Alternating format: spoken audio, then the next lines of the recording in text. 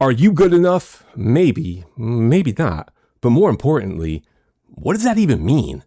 I mean, that phrase has been misused so much, especially on the internet, that it might not even mean what you think it means.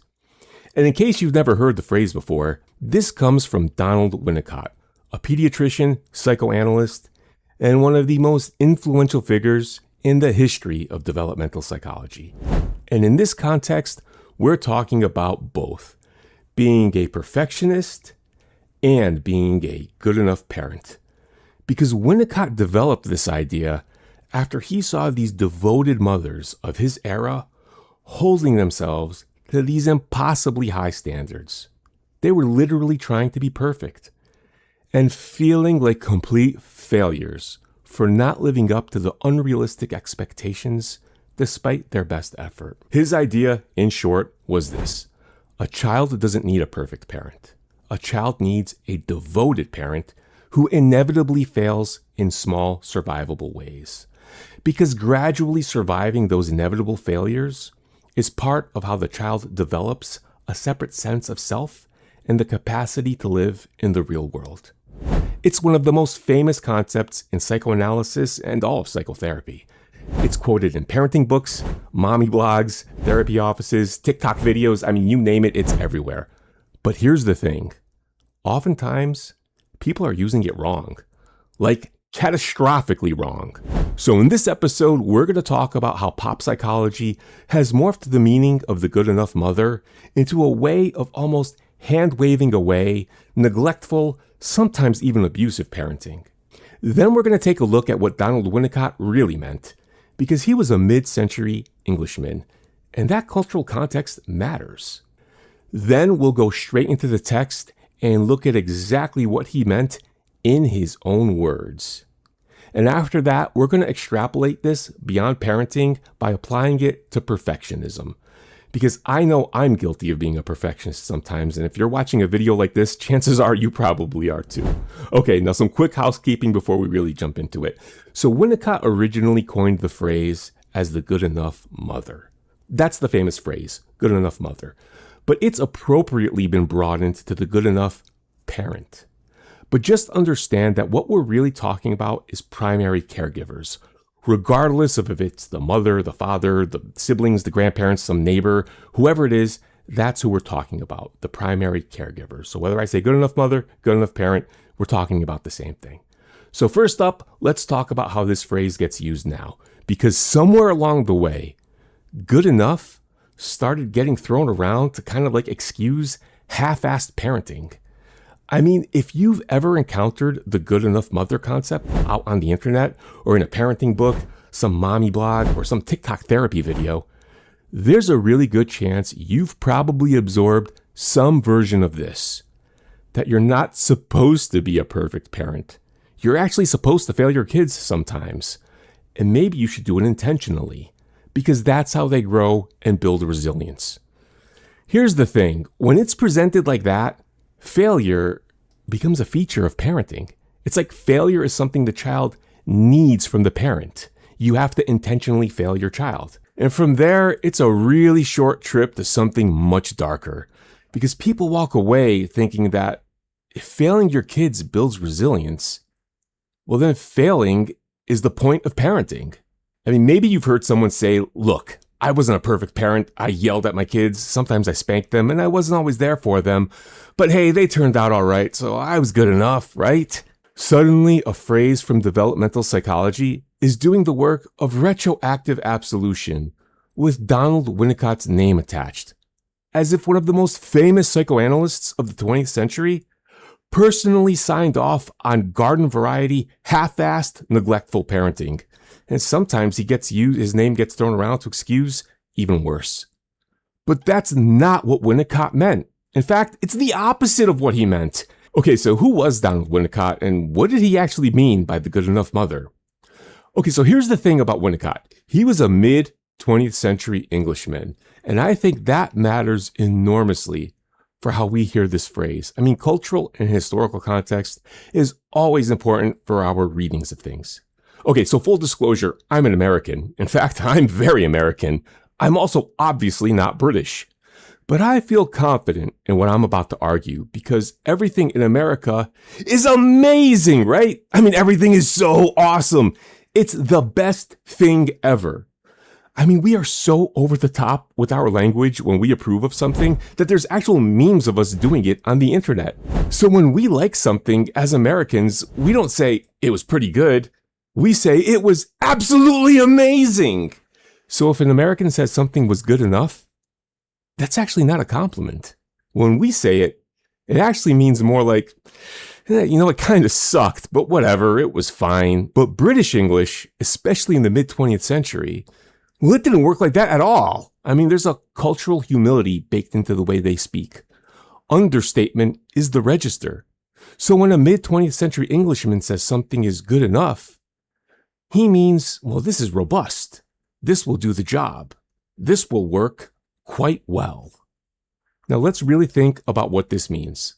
When Winnicott, a mid-20th century Englishman speaking to a mid-20th century English audience, calls a mother good enough, he's not shrugging and saying, whatever. In his register, that's approval, high approval. He was saying that what you're doing is solid work, and you don't have to be perfect, because what you're doing will do the job quite well. That's a completely different sentence than the ones Americans hear. Same words, almost opposite meanings. The phrase crossed the Atlantic, and in some circles, it became distorted. Now here's the thing. This British cultural humility theory, well, this isn't just my opinion. British understatement and the cultural preference for humility over boastfulness has been studied and well documented, and you could check out these findings later when you get a chance. But here's the thing. We don't even need that argument, because you don't have to take my word for it. Winnicott told us exactly what he meant, and we could go straight to his words and the primary sources. Okay, so first of all, let's look at who Winnicott was even talking to. I mean, he wasn't just writing dense theory papers for other psychoanalysts. He was a pediatrician with a radio show on the BBC talking directly to mothers. And you know what his show was called? The Ordinary Devoted Mother and Her Baby. Now think about that. The Ordinary Devoted Mother. That was the title. It wasn't the neglectful mother, but who gives a shit, she was fine. No, it was the devoted mother. I mean, it's right there in the name. The mothers he was talking to weren't absentee parents looking for a free pass to be neglectful. These were devoted, exhausted women being told by the psychological establishment of the day that every tiny misstep or mistake they made would permanently ruin their baby. Winnicott looked at these terrified, devoted mothers and said, stop beating yourselves up for not being perfect. You just have to keep doing your best, and your best will likely be good enough. And I'm not paraphrasing him there. That's basically what he said on the air. In one of those broadcasts, Winnicott says, if a mother is managing her relation to her baby on her own, she's doing the best that she can do for her child, for herself, and for society in general. The best that she can do. That's the standard, in his own words. Right before that, in the same talk, he acknowledges that there are mothers who really are neglectful or sometimes even cruel of their own babies. And he names them as separate things. He never lumps neglectful or cruelty in with ordinary human imperfection. Those were never part of what good enough covered. And here's the proof that he didn't mean half-assed. This is Winnicott defining the term himself.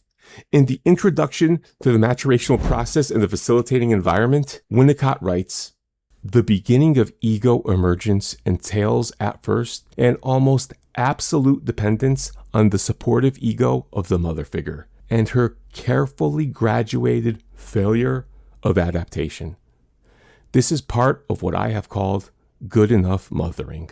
What he's saying is that the infant depends on two things: the mother's supportive ego, which is her devotion, her attunement, literally lending the infant her own ego, and her carefully graduated failure. The failure is inside that definition, and carefully graduated, that's not a description of a parent who checked out and is doing a half-assed job. He's not talking about careless failure. He's describing failure that happens inside devoted, attuned, exhausting childcare. And you can't achieve that by half-assing it or phoning it in. The baseline requirement for being good enough is your best effort. The good enough parent doesn't decide to drop the ball on purpose to teach their kid a lesson. And Winnicott said this one out loud too. On the radio, in a talk about when babies cry, he says to the audience, "You'll understand there's absolutely no need for you to try to make him angry, for the simple reason that there are plenty of ways in which you can't help making him angry, whether you like it or not." There's no need to try because you can't help it. You will fail your child plenty. The failure happens organically because reality is imperfect and we're all human beings. Even when we try our absolute best, when we care deeply, we get tired, we get distracted, or we might misread a signal. And it's exactly in these gaps between our maximum heartfelt effort and our inevitable human limitations that we're going to accidentally fail the child. And that child will build structure and build resilience. They survive our imperfection, and in surviving it, they learn to survive in the real world. He wasn't giving retroactive absolution to toxic or neglectful parents. He was offering profound grace to devoted mothers who were guilting themselves horribly for not being perfect. He was saying you don't have to be perfect. You just have to do your absolute best and accept that your best will never be perfect. And know that your imperfect human best will be entirely sufficient. Don't beat yourself up for it because your best will be good enough.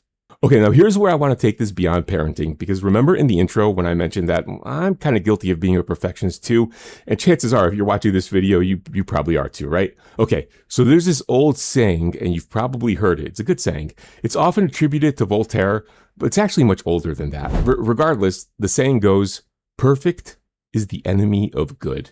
Now let's really think about that and break that down. So the pursuit of perfection doesn't actually produce perfect things. It actually prevents good things from ever coming into existence, from ever being completed. And I never really fully appreciated that until I read Winnicott and saw a version of that applied to parenting. Because, think about who Winnicott was actually talking to. These devoted mothers lying awake at night, cataloging all their mistakes that they made during the day, measuring themselves against an impossible standard that no one could ever live up to. And when they inevitably came up short, they beat themselves up over it. Now think about the modern perfectionist, maybe me, maybe you, lying awake at night, cataloging our every flaw that we made during the day, measuring it to impossible standards, refusing to finish whatever we're working on, to ship it, to complete it, refusing to let anyone else see it, because it's not up to our unrealistically high, perfect standards. That's the same person Winnicott was talking to. Same psychology, decades apart. And Winnicott's answer to those devoted mothers is the same answer to all of us now. We're never going to be perfect. Perfect was never on the table. And that's not a personal or moral failure. It's a design feature of being human. The question was never, is this perfect? The question is, did we do our best? Are we proud of the work? And is it good enough to do the job? And notice, this is not permission to half-ass it. I never half-ass anything. And reading it like that, well, that would be the same misreading we've just spent this entire episode correcting, just aimed at work instead of parenting. Good enough doesn't mean lowering our standards and coasting by on cruise control to half-ass it. Winnicott's good enough demands devoted, exhausting, genuine effort and the grace about the imperfect result at the end. Both halves. We don't get the grace without the effort. Because the distinction between something that's good enough and something that's perfect is that something that's good enough can be finished. It can be tested, criticized, and improved on. It can go out into the world and do its job. Something perfect, that stays trapped inside our heads, on our hard drives, on our editing suites forever. It's the video that never gets uploaded, the final draft of that script we've been writing that never gets finished, or that conversation with the boss asking for a raise that we end up never having. Good enough isn't a failure. It's how something gets done. So are you good enough? If you're doing your best genuinely and falling short anyway, yeah, you definitely are. So stop being so hard on yourself, because being perfect, that was never on the table. All right, so if you like this video, you probably like this one too. And until next time, have a good enough day.